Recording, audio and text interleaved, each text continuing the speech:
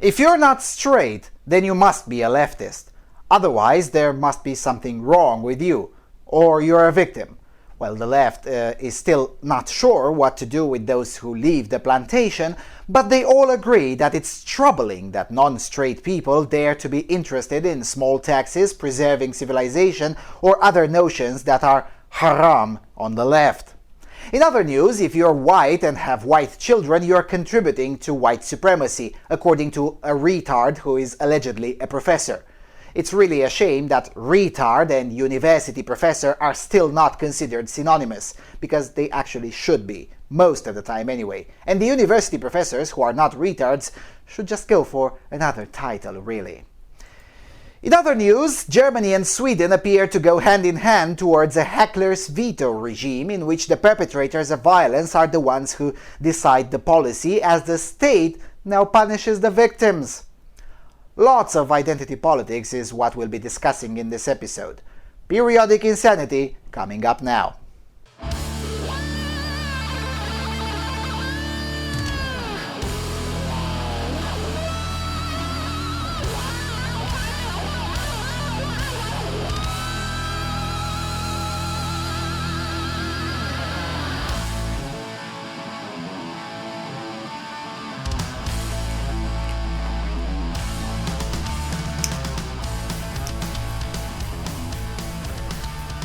Hello everyone and welcome to the 13th installment of Periodic Insanity. Alright, in the previous episode we covered a lot of identity politics madness, and sadly we have to continue to do so, as much of the news that occurred in the last weeks simply could not fit into one Periodic Insanity episode. In fact, I even might have to make the 14th episode in this batch as well. We'll see how this goes. Now, as you all know, if you're non-white, non-straight, or a woman in any of these combinations, you have, in the eyes of the far left, almost a duty to be insane. If, however, for some reason you choose not to be insane and thus support politics and/or policies that are incongruent with the far left, then you're a house nigger, or a traitor to your sex, or a racist, or a fag, or something else. Suddenly, hate-driven insults on your identity, which the left professes to abhor and to seek to abolish, even in jokes or amongst friends, suddenly all of those insults are okay. In the previous episode of Periodic Insanity, I mentioned that the far left has managed to get most of its people to genuinely believe that the rise of white nationalism comes from a corporate lesbian in Germany and a mixed-race young entrepreneur in Czechia. Well, not all far leftists believe that. Some of them believe that the non-straight people who choose to be mentally sane, and consequently non-leftist, are simply stupid or the victims of white supremacy, or some nonsense like that. In other words, they don't have an agency of their own. Someone else must be at fault, because otherwise non-straights would naturally be leftists, because potato, or something. So, let's read from The Guardian, where Arwa Mahdawi, a militant anti-white racist, writes the column titled "The Troubling Ascent of the LGBT Right Wing." You see, it's troubling that at least some non-straight people choose not to be brutally insane. Mind you, that's how the left treats any quote-unquote minority, like slaves on the plantation. You have to be on the leftist plantation. Don't you dare think of anything else. Anyway, let's read a bit. Quote, "Heard the hilarious joke about the Vice President of the United States wanting to hang all gay people? Oh no, my mistake. It wasn't a joke. It was just another day in the increasingly regressive states of Trumpinistan." Earlier this week, The New Yorker reported that during a White House discussion on gay rights, Donald Trump glibly said that Mike Pence, who has been accused of supporting conversion therapy for gay people, wants to hang them all. After some bad press, Trump denied ever saying this. One suspects, of course, that not only did Trump say it, but that he himself would happily preside over televised hangings of gay people if he thought it would get him good ratings. One also suspects that even as the first episode of The Hanging Apprentice went live on air, you'd still find some gay conservatives eager to explain that Trump is good for the LGBT community, really. And this, my fellow deplorables, tells you everything about how the left looks at the world. Now, it's no secret that the left is hopelessly collectivist, but it is always good to remind yourself just how far down the dehumanization route they can indeed go. You see, it couldn't possibly be the case that Trump actually meant what he said in the campaign about non-straight people. No. It has to be that he secretly wishes to hang all fags.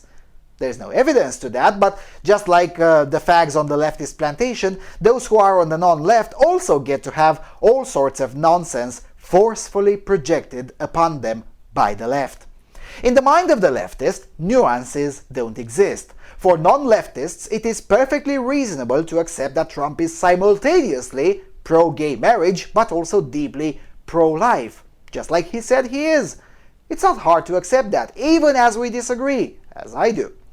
For the vast majority of people, it is perfectly acceptable to be pro-life and pro-gay marriage at the same time, but not for the leftist. For the leftist, if you're not on their plantation, then you must want to hang all the fags. And if some non-straights dares to support you despite the lies told about you by the leftist, then that non-straight has to have something wrong with him or her. Or alternatively, that non-straight is a victim of your oppression. Or the third option, some other intersectional nonsense is the culprit. As this author explains, quote, Trump, you see, does have a fan base among the LGBT community. While only 14% of gay Americans voted for him, it's hard to get that on trans voters, he's galvanized very vocal support among an influential group of gay, white, and financially well-off men. You see, Milo Yiannopoulos had a point when he said the apocalypse will come when the left discovers the black gay conservatives. Where Milo was wrong was when he said that moment will come soon. And you have to understand that the left is very slow, akin to the retarded kid at the back of the classroom, and oftentimes a lot worse than that. The left hasn't yet come to terms with white gay conservatives, let alone with everyone else. Anyway, let's read some more. Quote, in February, for example, Chadwick Moore, a 33-year-old gay journalist who controversially profiled the deeply odious Milo Yiannopoulos in Out magazine, came out as sympathetic to Trump in a New York Post piece. Moore is just one example of a wider trend of gay people emboldened by the likes of self-described dangerous faggot Yiannopoulos to publicly and vociferously air their prejudices or pledge their allegiance to the racist, sexist, and increasingly homophobic Trump administration. 2017 is really the year that LGBT conservatives came out of the closet, Gregory T. Angelo, the president of Log Cabin Republicans, told me. LCR describes itself as America's largest Republican organization dedicated to representing LGBT conservatives and allies, and Angelo has been active within the organization for almost a decade. In all that time, he said, he's never seen so many LGBT people so emphatically vocal about their conservative pride as they are now. Many more LGBT individuals that I know are comfortable shouting their political affiliation from the rooftops. Angelo states that over the course of 2016 and 2017, there has been a noticeable swell in grassroots support for LCR, a spike in membership, and a spike in social media followers. Not all gay conservatives are coming out, it should be said. Some are being outed. Gay journalist Mitchell Sunderland was recently fired from his role as a senior writer at Broadly, Vice's feminism vertical, after BuzzFeed revealed he'd been suggesting misogynistic story ideas to Breitbart. Last year, Sunderland urged Yiannopoulos to please mock this fat feminist, referring to the writer Lindy West. Well, of course, he was wrong. Lindy West is a whale, not just a fat. Anyway. And while Sunderland was Broadly's managing editor, and please let's pause and let the fact he was the managing editor of a feminist site sink in, he sent a Broadly video about the Satanic Temple and abortion rights to Tim Junot, a prominent alt-right activist who goes by the name Baked Alaska, telling him to do whatever with this on Breitbart, it's insane, close quote. Breitbart swiftly published an article titled Satanic Temple Joins Planned Parenthood in Pro-Abortion Crusade. Isn't it amazing how this author is capable of writing this, yet still miss the point? I mean, It's not rocket science to put two and two together. Let me help. Gay people are people. I know this is hard to grasp for the left, but please bear with me. So as I said, gay people are people, and all people have concerns that are not equal nor identical to each other. This is because of a revolutionary concept known as individualism, which is the belief that every person is unique. Back in my days, we used to have a class in high school called logic. The first lesson was this: when talking about people, A is not equal to B unless B is just another notation for the element A. Now, are you still following me? Okay, so because people are not identical and because gay people are people, we can thus logically conclude that gay people are not identical. This is called a syllogism, which was the second lesson in the logics class back when I was in high school. Now, having concluded that gay people are not identical, it thus follows that at least some people will have concerns that differ quite radically from what any observer might regard as the norm. For example, some gay people might be pro-life. Some gay people might be interested in minarchism, low taxes, free markets, and so on and so forth.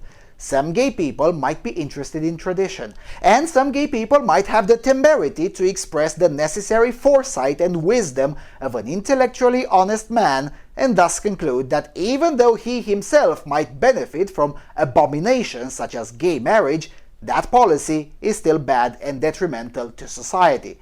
Such is the case of Professor David Flint over in Australia, who, as a gay conservative, opposes gay marriage for similar reasons as I do. It really isn't that hard to comprehend. But for that, one needs basic logic, which, on the far left, is in very short supply. So, with that said, let's read further. Quote, "The friendships being forged between the right and the gay community aren't just unique to America. Israel has long used pinkwashing to help sanitize its treatment of Palestinians, and across the West there's been a very calculated pinkwashing of white nationalism. It's okay to hate Muslims because Muslims hate gay people, we're told by white people who also hate gay people, just not as much as they hate Muslims." Close quote. How about you go fuck yourself, you Islamist scum? No, seriously. I'm getting sick and tired of being lectured by Islamists such as this author. Now, she may say she's not an Islamist, but by aligning herself with the cause of Hamas, she is an Islamist. That's one thing. Secondly, how come any semblance of gay rights exists in white countries and white countries only? I mean, even the most gay intolerant white country, that would be Russia, is still very much preferable to any non-white country. It's just a fact. Believe me, Cupcake, if white people had hated on gays, you would have known. But here comes the plantation owner mentality from this author. Quote, "Far-right parties have also realized that strategically dangling a few gay people acts as sort of fundamentalist Febreze that dilutes the stench of their hatred.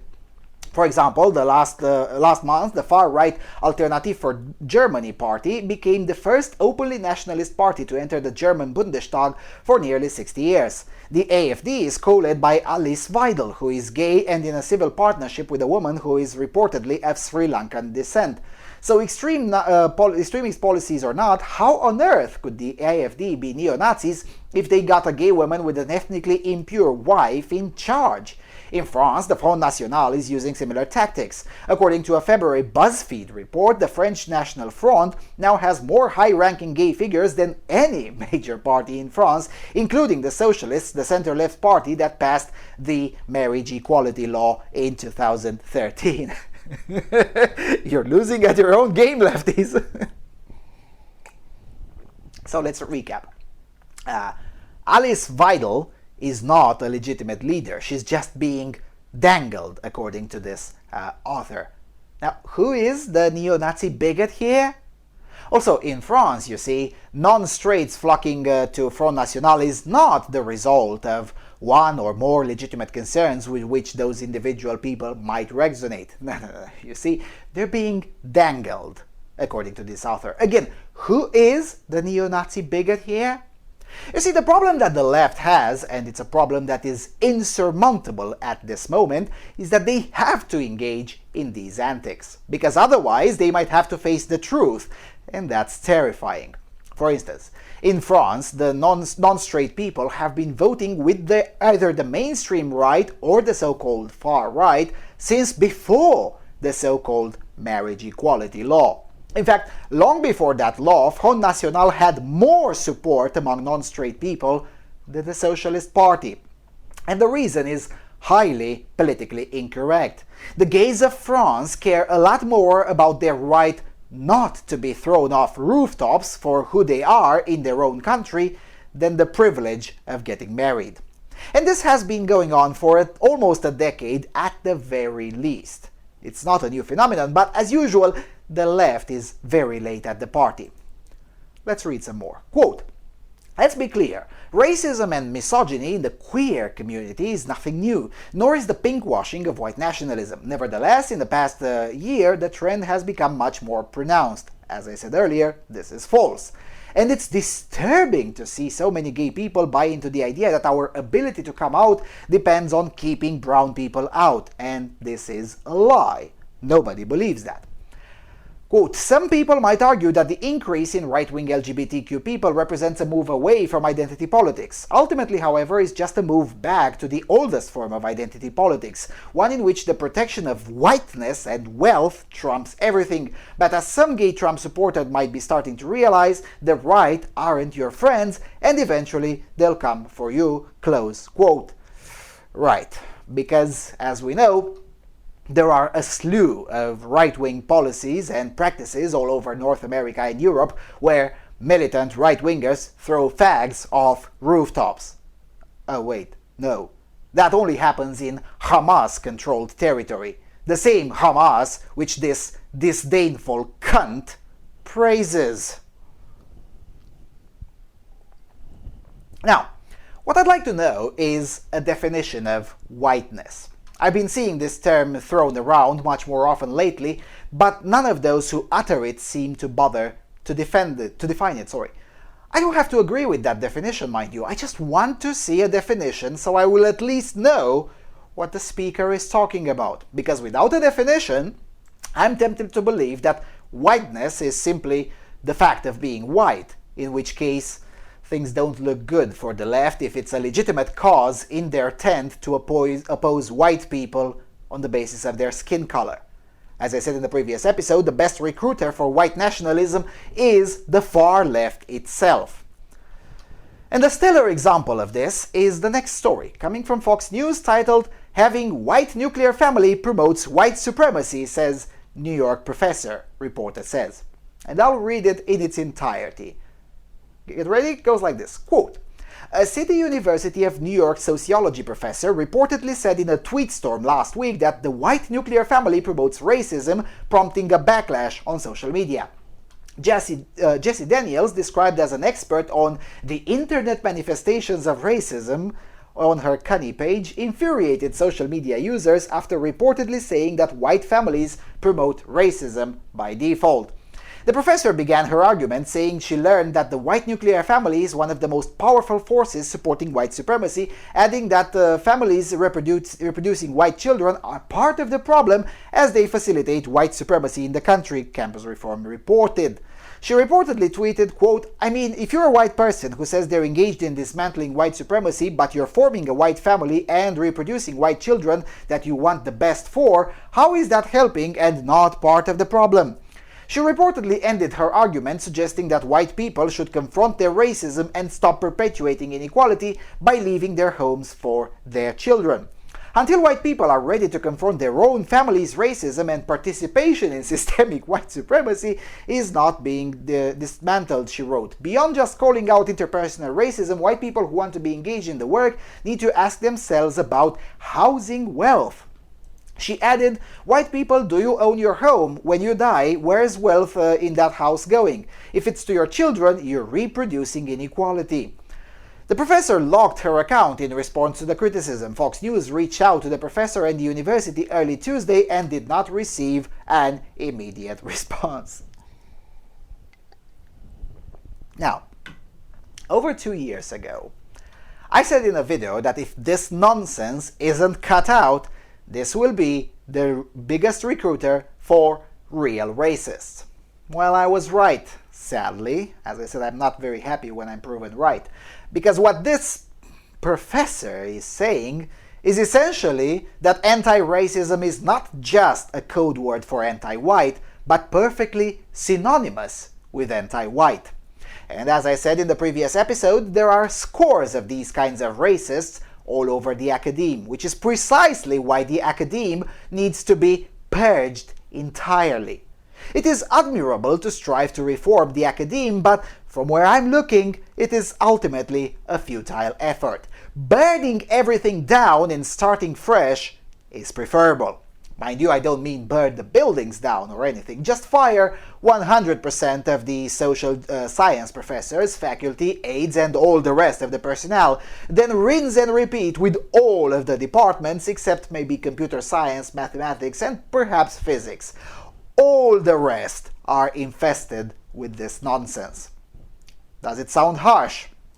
Well, it's a lot less harsh than allowing this infestation to continue to exist, because the more this nonsense exists, the harsher the consequences for the rest of the society. For now, the consequences are not very serious, but things can, and I suspect will, get significantly worse if this cancer isn't seriously subjected to chemo and surgery. Here's another example, coming from the National Post from Canada. Halifax Music Festival apologizes for overt racism after volunteer refuses to give spot near stage to women of color.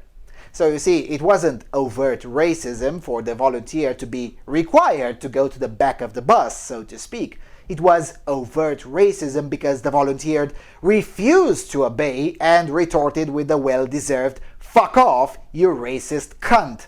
Or at least I hope she did.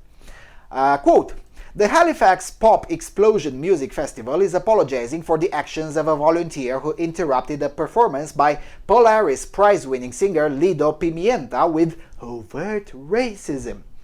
The statement on behalf of the festival's board of directors addresses the singer directly and promises to make changes to improve anti-oppression and anti-racism training over the next year. "We are sorry that one of our volunteers interrupted your art, your show, and your audience by being aggressive and racist," reads a Facebook post signed by Vice Chairman George Dudka. The Halifax Festival says the incident involved a white volunteer photographer and several white audience members who reacted negatively when Pimienta invited brown girls to the front during her October 19 show.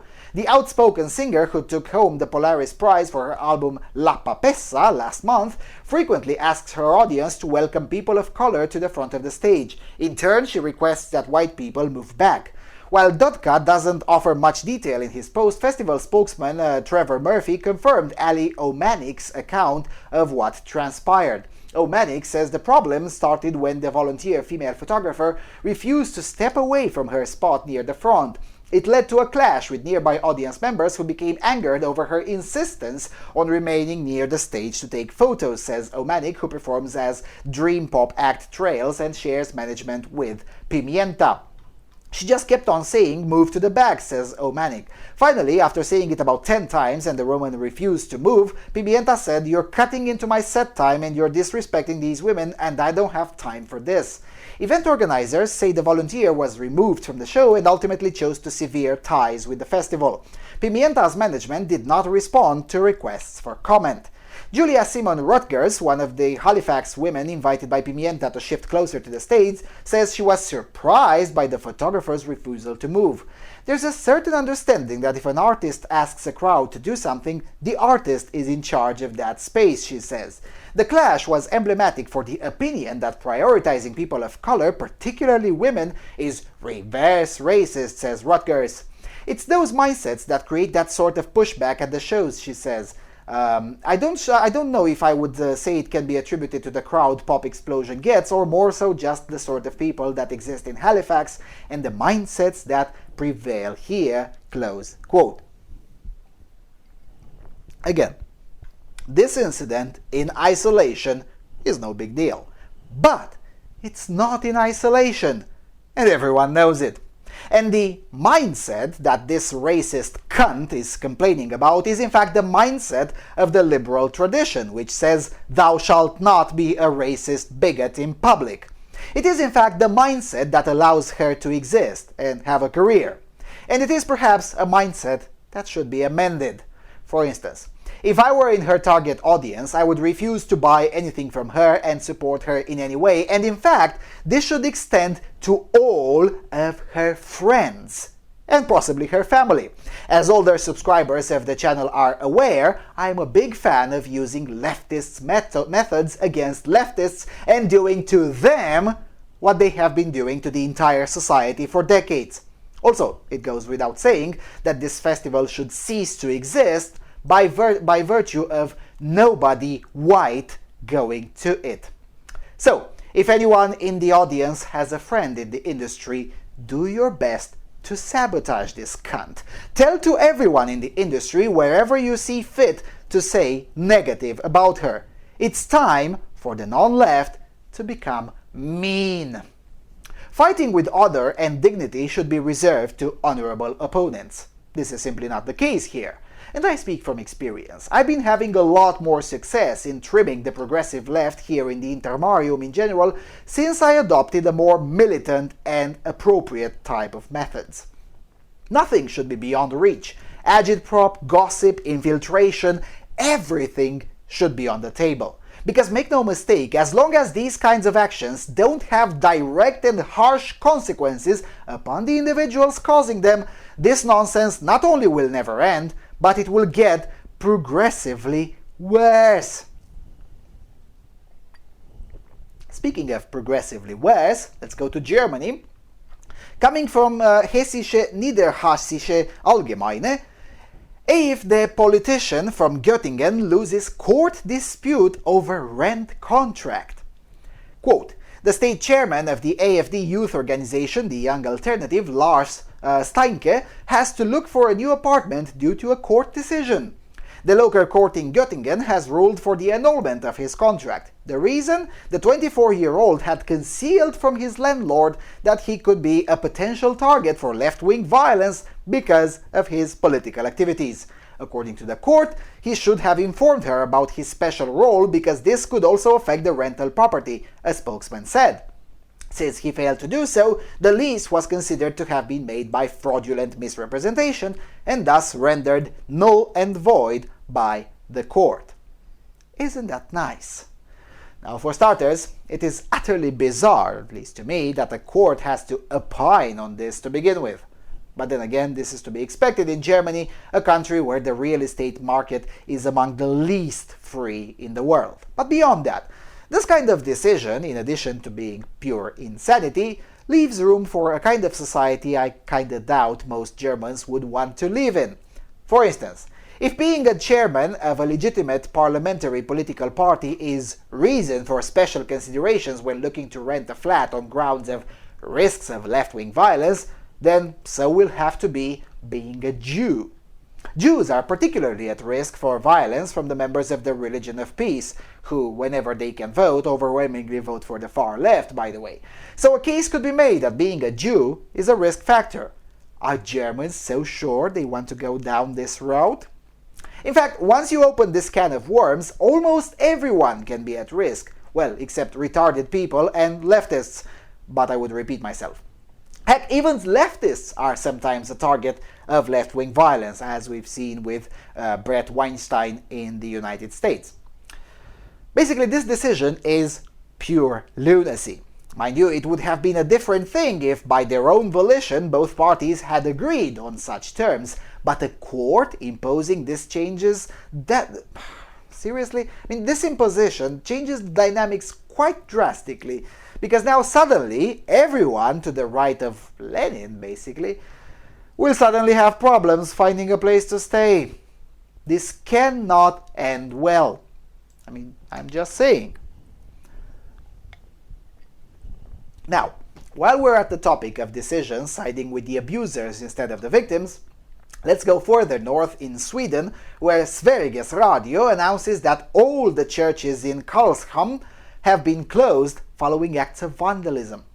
Quote, All churches in Karlshamn-Strensum's pastorate have been closed for an undetermined period of time after a vandalization act occurred at Carl Gustav's church. The decision is in force for an indefinite future, but the churches will be open during their scheduled events. Unknown perpetrators have, among other things, broken a crucifix and lit so many candles that created a fire hazard. It was yesterday as one of the organ students noticed a person who behaved badly. She went to tell the staff, but at the time she saw the person break the crucifix, light the candles, and overturn parts of the function, says churchman Henrik Linden. After this, the person was arrested but released soon after. Later that day, the same person returned. He was released and came here. Then he turned to our technical equipment and could have led to a fire in our altarpiece with wood. There could have been a big fire here, added Henrik Linden. Why anyone would like to destroy the interior of the church is unknown to Henrik Linden. We do not want to wonder, even if we would like to know. It's terrible to stand and see the crucifix destroyed this way, he says. The churches that are closed are Carl Gustav's Church, Hellerid's Church, Orid's Church, and the Old Tomb Chapel at Vilken Cemetery. Earlier this year, the Church of the Holy Cross in Rönneby had also had to close after being subjected to similar vandalism. This, my fellow deplorables, is essentially a heckler's veto, or cuckery, as we sometimes say on the internet. I mean, just like in the German case, instead of cracking down on the vandals and the perpetrators of violence, the victims and the innocent bystanders are the ones being punished. If this is not insanity, I don't know how I should label this. Now, amazing. While we're at this kind of upside-down insanity, let's talk about French feminists for a minute, or maybe 2 minutes. Coming from the Telegraph, gender-inclusive French is a mortal danger to the language, Académie Française warns. Quote, new gender-inclusive spellings pose a mortal danger to the purity of French, according to France's 4-century-old language police, the Académie Française. The august body of luminaries has infuriated feminists by condemning the politically correct gender-neutral version of French now being adopted by President Emmanuel Macron's government, the civil service, and academics. The new spellings include feminine forms rather than following the rule that masculine endings denote both men and women, a practice that the French Ministry for Gender Equality has described as a form of sexual tyranny. Under standard rules, ami covers both men and women. The feminine plural, ami, is used only when no men are included. Under the new écriture inclusive, a mid-punctuation point is inserted, so ami becomes something to refer to both genders. Just look at it, it's ugly. The immortelle, as the Academy's 40 members are known as, would become something very ugly to include its handful of women members. The new rules are an attempt to avoid offending or excluding women and transgender people. But the preeminent authority on the French language argues that the new forms are clumsy to read and write, although they are not intended to alter spoken pronunciation. Gender inclusivity leads to a fragmented language, disparate in its expression, creating confusion that borders on being unreadable. Faced with this inclusive aberration, the French language is in mortal danger, for which our nation is accountable to future generations, said the Académie in a unanimous declaration. Caroline de Haas, a feminist activist, countered, the Académie Française is supposed to reflect the evolution of language and new developments, as its role is to codify them. This time it is trying to go against progress, and it is insulting to women. Ms. de Haas added feminine forms of adjectives were used for both men and women in previous centuries if the noun closest to the adjective was feminine. An example would be les hommes et les femmes sont belles, not beaux. Feminists also pointed out that Académie members are predominantly male, with only a handful of women. Most are writers, philosophers, scientists, or academics. The first woman member was the novelist Marguerite Yourcenar, elected in 1980. Sir Michael Edwards, the only British member of the body founded by Cardinal Richelieu in 1634, has dismissed gender-inclusive spellings as gibberish. The poet and professor from London told Le Figaro, by objection to a chopped-up erroneous French is strictly linguistic. Computer manufacturers plan to overcome the practical obstacles by selling keyboards with a new key to type the midpoint from next year. Bloody great. As if the French keyboard layout wasn't complicated enough. I mean, just look at the present-day layout. Now add a midpoint to satisfy the demands of the freaks brought in power by Macron. Now, although I have commented on this piece of news at length on the November the 3rd Voice of Europe podcast, I still need to reiterate that before anything else, this idea is ugly. I mean, it really is. And my partner in offense over at the podcast is right in saying that it's almost as if they're trying to make them deliberately ugly. And it's just as ugly as the random at placed in Spanish or the random capitalized letter in the middle of German words, which are the other additions to traditional European languages that feminists favor. Alright, although we may got a bit over time, there are two more elements to be included here. First, a piece of news from hotnews.ro, but it's about a case in Italy. So, hot news, young Italian man sentenced to 24 years in jail for having infected over 30 women with HIV. An Italian man was sentenced to 24 years in jail for having infected over 30 women with HIV after he intentionally had unprotected sex with them. Valentino Talutto, an accountant aged 33, seduced dozens of women using social media for a decade. He was arrested in November of 2015. The police estimates he had sex with at least 53 women during this time, infecting 32 of them. The partners of 3 of these women have subsequently been infected as well as the 8-month baby of another woman. During the trial, which started back in March in Rome, the women said he took them out and told them that he fell in love with them and then convinced them to have unprotected sex.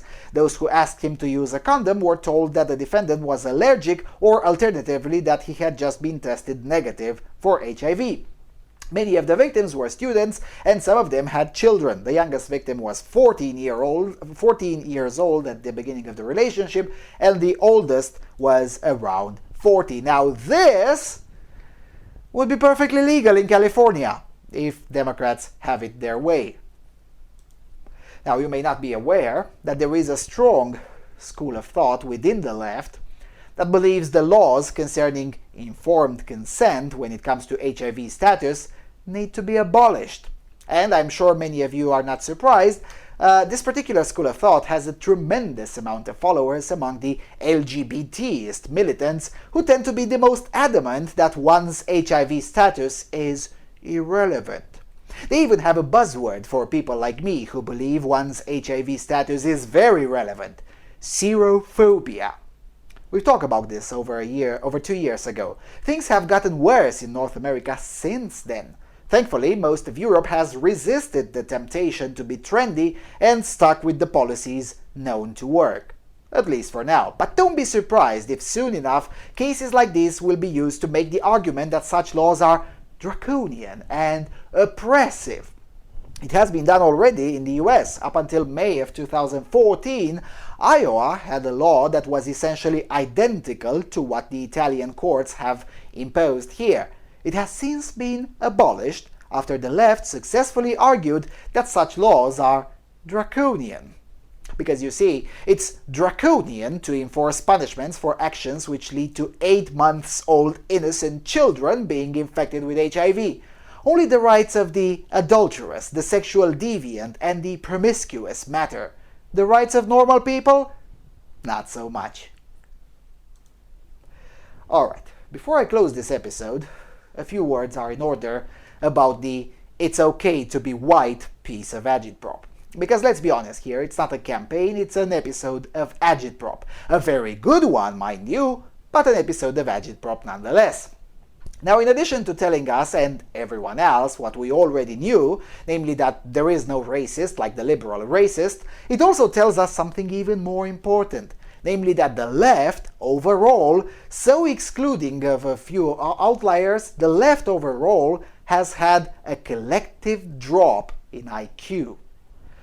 Now it could be because smart people have, left the left in bigger and bigger numbers, but it could also be because leftism of today is worse than leftism of the 50s, and one has to be a genuine idiot to be a leftist.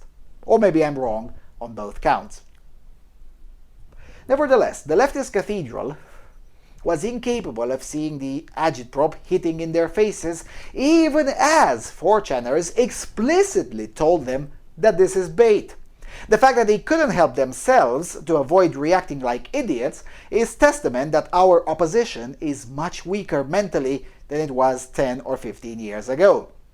Now, this moment should be exploited to the fullest extent. It is indeed tempting to do a victory dance or to point the finger and laugh at the stupidity of leftists and be in awe at how low they are. But you have to remember that any enemy is the most dangerous when it is down. So the fact that the left is so weak now is not grounds for celebration, but grounds to double down, grounds to hit twice or thrice as hard. Now, basically today, right now, is the best moment to do more agitprop than ever, more subversion than ever. If the forces of the non-left play their cards well, the left will not win any election for the next 20 years. And I mean the capital L left, not the corporate institution known as the Democrat Party or the equivalent in various countries of Europe. What I'm saying here is that this is a once-in-a-generation opportunity to force, or better said, compel institutions of the left to move away from the left. And to do that, all the rest of us have to do is to continue to be unapologetic and disciplined in the agitprop implementations. In this particular case, rule number 4 was applied. Make the enemy live up to his own book of rules, and they proved they can't. The next step? A bigger and more concerted campaign in which to promote the message that Black Lives Matter essentially means that non-black lives don't matter. Again, this is in line with the leftist thinking expressed, for instance, in the Washington Post coverage of this controversy. In the leftist mind, a sign saying it's okay to be white, it's actually saying it's not okay to be non-white. As such, the logical answer is to force them again to live up to their own book of rules and thus apply the exact same logic to the sign Black Lives Matter. As it happened in the past, the left's militant racism is their Achilles heel, and the forces of the non-left should exploit this to its fullest extent. And I'm speaking here to everyone, including liberals. If you don't want a militant white collectivist force to be the winner of all this, and I don't want that, then you will join this effort.